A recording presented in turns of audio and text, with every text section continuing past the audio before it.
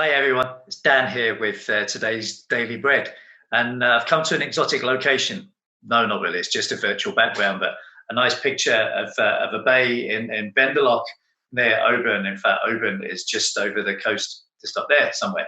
Somewhere we were due to be on holiday in a couple of weeks' time, but that's not going to happen.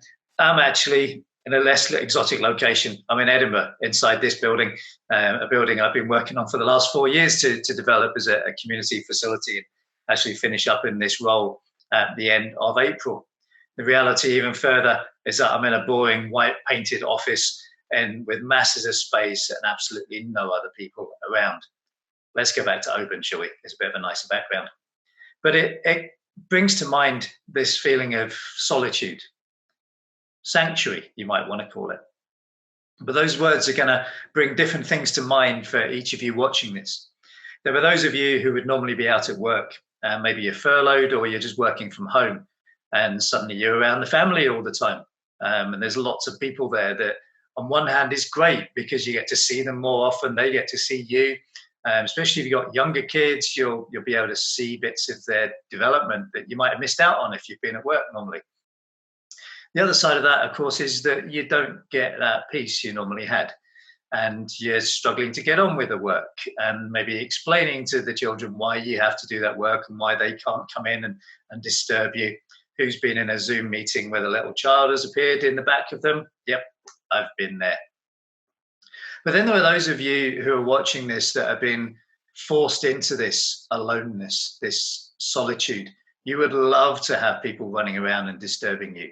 You know, if you have to have another conversation with yourself, you're going to go stir crazy. But we're reminded that Jesus enjoyed these times of solitude. We often go on about John Wimber saying that he wanted to get involved and do the stuff. And you think of the stuff and you think that's the healing and the speaking in tongues and the ministry and all the big fancy things that happen. But part of the stuff was prayer, was silence, was aloneness with the Father. Luke 5:16 says that Jesus often withdrew to lonely places or to the wilderness to pray.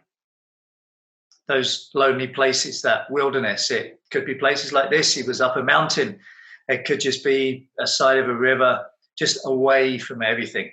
Sometimes before a big event, sometimes after, to get guidance from the Father, to receive instruction, receive encouragement, to debrief. Many of us would love to have those times. Many of us have too much of it, but maybe don't make the most of it.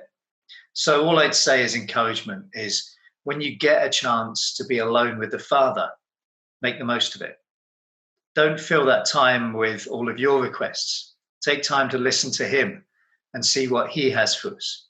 Because when we come out of this lockdown and we get to see one another properly again, who knows what God has in store for us at that time.